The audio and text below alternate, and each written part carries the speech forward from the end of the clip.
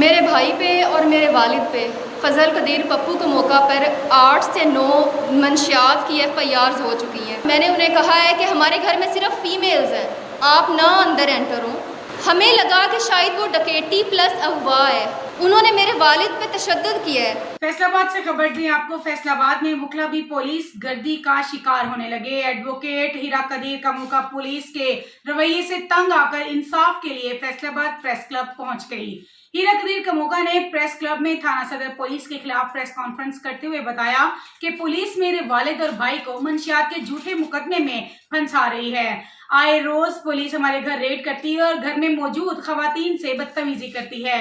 Advocate हीरा कदीर ने press conference करते हुए वजीर आला पंजाब मरीम नवाज और IG पंजाब से इंसाफ की अपील की और पुलिस गर्दी के खिलाफ कार्रवाई का मुतालबा किया। एडवोकेट हीरा कदीर प्रेस क्लब में प्रेस कॉन्फ्रेंस कर रही हैं। आइए आपको बराह रास्त लिए चलते हैं। अस्सलाम वालेकुम, मेरा नाम एडवोकेट हीरा कदीर का मौका है, जो ढुड्डीवाला 214 रेवे ढुड्डीवाला फजल कदीर उर्फ पप्पू का मौका की मैं बेटी हूँ। मोहम्मद हमज़ा कादिर मेरा भाई है, जिन पे मंशियात फरोशी का टैग लगा लगा कर थाना सदर ने हमें बहुत ज़्यादा जलील किया हुआ है। मेरा यहाँ आने का मकसद सिर्फ IG साहब से मदद और उनसे अपील है कि हमें इंसाफ दिलाया जाए और ये जो बार बार हमारे घर में रेड होते हैं वो ना हो।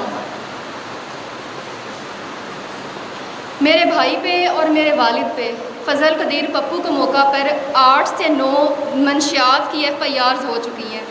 वो मंशियात की FIRs किस तरह से हुई कोई ये नहीं देखता, सिर्फ यही देखता है कि रिकॉर्ड बना है, चले एक दफ़ा फिर से रेड कर लिया जाए, फिर प्रॉब्लम में डाल लिया जाए। 2008 में मेरा चाचू अरशद के मौका पर मंशियात की एक FIR हुई थी। वो जब FIR हुई थी, मेरे वालिद ने उस केस की पैरवी की। पैरवी करने के बाद मेरे चाचू एक्विट हो गए, बरी हो गए अदालतों से। बहुत से SHOs को उसका खमियाजा भुगतना पड़ा है। 5 से 6 साल उनको इंक्वायरियाँ वगैरह फेस करनी पड़ी हैं, जिसके बदले में हमने भी उस SHO पे FIR करवाई। उसकी प्रमोशन वगैरह रुक गई थी। वो FIRs की कॉपी भी इस टाइम मेरे पास मौजूद है। सिर्फ थाना सदर पुलिस में इस तरह से नहीं हुआ। थाना सदर पुलिस के अलावा हमारे अपने ही कमोका कास्ट के लोग बहुत से जो हमारे मुखालिफ थे, सिर्फ इस वजह से कि हम घर सुकून से बैठकर क्यों खाते हैं, बहुत मुखालिफ थे हमारे। उन्होंने मेरे भाई पर कत्ल का मुकदमा डालना चाहा है। 302 की FIR में मेरे भाई को मेरी वालदा ने खुद थाना सदर जाके पेश कर दिया कि हम बेकसूर हैं, हमारे साथ इस तरह से क्यों हो रहा है। जब भाई को पेश किया है, बरी हो गए हैं, वो उस केस में भी बरी हो गए हैं। अब तक मेरे भाई या वालिद पे जितनी भी FIRs हुई हैं, हर एक केस में वो अदालतों से बरी हुए हैं। मैं कैफियत वगैरह आगे से चेंज करवाती रही हूँ, ऑर्डर्स जाके देती रही हूँ थानों में। मैं खुद अपने वालिद और भाई को सिर्फ इस मंशियात की झूठी FIRs की वजह से RPO ऑफिस में खुद एप्लीकेशंस देती रही हूँ कि मैं उन्हें पेश करने को तैयार हूँ, कम अज़ कम ये रेड होना बंद हो जाए। मेरे वालिद बहुत ज़्यादा बीमार हैं। ठीक उसी चीज़ को कंटिन्यू करते हुए पुलिस वालों ने अपने पेटी भाइयों को देखते हुए कि हमारे उस पेटी भाई पे इस तरह से FIR हुई, उस तरह से FIR हुई, हमने बहुत से बैलफ भी डलवाए हैं, पुलिस वालों पे FIRs भी हुई हैं। जब बैलफ कामयाब हो जाते थे तो पुलिस वालों पे हम FIR करवा देते थे, क्योंकि उन्होंने मेरे वालिद और भाई पे इतना तशद्दुद किया हुआ है कि वो चीज़ें देखी नहीं जाती। ठीक इस तरह से ही अभी रिसेंटली 29 तारीख को 29/6/2024 को इस तरह से हुआ है कि हमारे घर सुबह 3:30-4 बजे थाना सदर पुलिस आई है, उन्होंने रेड किया है। मैंने उन्हें अंदर एंटर नहीं होने दिया और मैंने उन्हें कहा है कि हमारे घर में सिर्फ फीमेल्स हैं, आप ना अंदर एंटर हों। फीमेल्स हों, वो अपने साथ कोई लेडी कांस्टेबल नहीं लाए थे। मैंने जब उन्हें ये कहा है तो उन्होंने दरवाज़ा तोड़ना शुरू कर दिया है। मैं बाहर थी, मेरे पास इस चीज़ की वीडियो मौजूद है कि उन्होंने हमारे घर का दरवाज़ा तोड़ा है और वो अंदर एंटर हुए हैं। वो ना सिर्फ अंदर एंटर हुए हैं, मेरी वालदा, मेरी बहनें अंदर मौजूद थी, उनसे बदतमीज़ी उन्होंने की है। यहाँ पे मैं मैडम मरियम नवाज़ CM साहिबा जो हैं हमारी, उन्होंने 8 मार्च को एक स्लोगन रेज़ किया था, नेवर अगेन का। नेवर अगेन का के मतलब कोई भी प्राइवेट बंदा किसी भी फीमेल को किसी बुरी नज़र से नहीं देखेंगे। ना ही उन पे कोई ऐसा तशद्दुद होगा, कुछ भी नहीं। हमारी दफ़ा वो चीज़, वो स्लोगन कहाँ गया है? मैं आपको इस चीज़ के लिए एक वीडियो दिखाती हूँ, जिस तरह से पुलिस हमारे घर आई है। ये वीडियो मेरे पास मौजूद है, आपको चाहिए तो मैं दे दूँगी। जिस तरह से वो अंदर आए हैं, ना उनके पास कोई सर्च वारंट था, ना कोई साथ लेडी कांस्टेबल थी, बल्कि वो हमें घर आके थ्रेट करके गए हैं SHO जो हैं राया आफ्ताब, कि मैं आपके वालिद पे झूठी FIR दूंगा, उनका रिकॉर्ड बना हुआ है, मैं दोबारा मज़ीद एक FIR दूंगा। ये कह के और बार बार रेड करने की धमकी देकर वो चले गए हैं यहाँ से, हमारे घर ढुड्डी वाला से। थोड़ी देर बाद 12:30 बजे जब हमारा उधर फ्यूल स्टेशन है चनियोट में, भवाना वाली साइड पे, थोड़ी देर बाद पता चला है कि मेरे वालिद को वाइट गाड़ी ने अगवा कर लिया। मैंने कॉल चलवाई है 15 पे, पुलिस मौके पे नहीं आई, चनियोट में नहीं मौके पे आई पुलिस। उसके बाद मैंने 1787 पे कॉल किया IG साहब को इन्फॉर्म के लिए कि कंप्लेन अपनी दर्ज करवाऊं कि इस तरह से मेरे वालिद अगवा हुए हैं। 29 तारीख का ही ये वक़ूआ है। उस टाइम पुलिस ने कांटेक्ट करना शुरू किया है कि ठीक है हम आते हैं, और आए हैं मौके पे, लेकिन कुछ भी नहीं बना। हमें लगा कि शायद वो डकैती प्लस अगवा है। डकैती प्लस अगवा इस तरह से, एक तो वो मेरे वालिद को तशद्दुद करते हुए लेकर गए थे, दूसरा उन्होंने हमारी वैगनार गाड़ी से 8 लाख रुपए गाड़ी से निकाले हैं, 2 लाख उन्होंने वर्कर से छीने हैं। जिस तरह से वो मेरे पास इस चीज़ की भी वीडियो मौजूद है, हमारे उधर पेट्रोल पंप पे कैमरास लगे हुए हैं। जिस तरह से वो ऐसे पिस्टल निकाल के और सीधा गन कर रहे थे, जिस तरह हम कोई दहशतगर्द हों, हम इंसान नहीं हैं। उन्होंने मेरे वालिद पे तशद्दुद किया है। एक दिन गुजरा है 30 तारीख को सुबह, मैंने थाना कोट बसावा में, जो चनियोट का ही हमारा पेट्रोल पंप का लिंक थाना है, वहाँ पे मैंने एप्लीकेशन दी है कि मैं कल से कह रही हूँ मेरे वालिद अगवा हुए हैं, उनका पता कर दें। एक एप्लीकेशन SHO साहब ने कहा है ठीक है हम कर देते हैं। उन्होंने मेरी एप्लीकेशन रख ली है, डायरी नंबर उन्होंने मुझे दे दिया है। डायरी नंबर के बाद 8 घंटे गुजरने के बाद, जो उन्होंने मुझे टाइम दिया था कि 8 घंटे के बाद हम आपकी FIR दर्ज कर देंगे, मैंने 8 घंटे के बाद कॉल की है। SHO साहब कहते हैं आपके वालिद को यहाँ से किसी और बंदे ने नहीं, थाना सदर फैसलाबाद पुलिस ने अगवा किया है, वो यहाँ से लेकर गए हैं। मैं अदालती बैलिफ लेकर उधर चले गई हूँ कि मेरे वालिद को इस तरह से क्यों रखा हुआ है, वहाँ पे वो मौजूद नहीं थे। ठीक कुछ देर बाद 30 तारीख को रात 11:30 बजे का उन्होंने वकूआ डाला है और मेरे वालिद पे 6 किलो चर्स की FIR दे दी है। मैं 29 तारीख की खप रही हूँ कि वो अगवा हुए हैं। ले जाने की मेरे पास वीडियो मौजूद है, 15 की कॉल मौजूद है, उसका रिकॉर्ड मौजूद है, लेकिन किसी ने मेरी बात उस टाइम नहीं सुनी। मेरा पर्चा दर्ज नहीं होने दिया गया और मेरे वालिद पे 6 किलो की ना सिर्फ इन्होंने FIR दी है थाना ठिकरी वाला में, बल्कि मज़ीद ये कि मेरे वालिद पे तशद्दुद किया है। जब मजिस्ट्रेट के पास उन्हें पेश किया गया, उसके बाद हमने उनका मेडिकल करवाया है और उनको इतनी स्वेयर इंजरीज थी कि उनसे चला नहीं जा रहा था। मेरे पास उसकी भी वीडियो मौजूद है।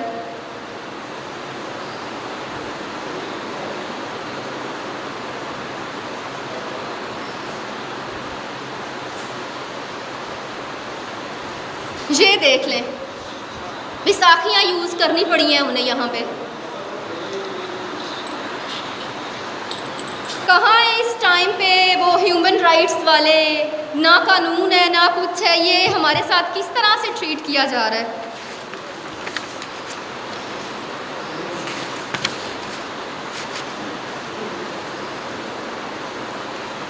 मज़ीद ये कि वो कहेंगे कि हम नहीं गए, थाने सदर पुलिस वाले कहेंगे हम नहीं गए, उधर भवाना में नहीं गए। एक तो हमारे पास ना सिर्फ वीडियोस मौजूद हैं, उनका CDR भी मौजूद है, उनके नंबर पे उनकी लोकेशन वगैरह ट्रेस करके हर एक चीज़ मौजूद है।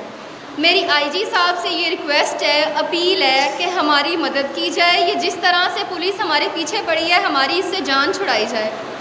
CM साहिबा से रिक्वेस्ट है, ये हमारी जो इन्होंने इंसल्ट की है, घर आके धक्के दिए हैं थाना सदर पुलिस ने, वो चीज़ उसके बारे में हमें इंसाफ दिलाया जाए। इन्होंने सिर्फ इतना नहीं किया, मैं अपने वालिद को खुद कहती रही हूँ कि हम आरपीओ ऑफिस जाते हैं, मैंने खुद एप्लीकेशंस दी हैं, मेरी उस टाइम पे किसी ऑफिसर ने मेरी बात नहीं सुनी।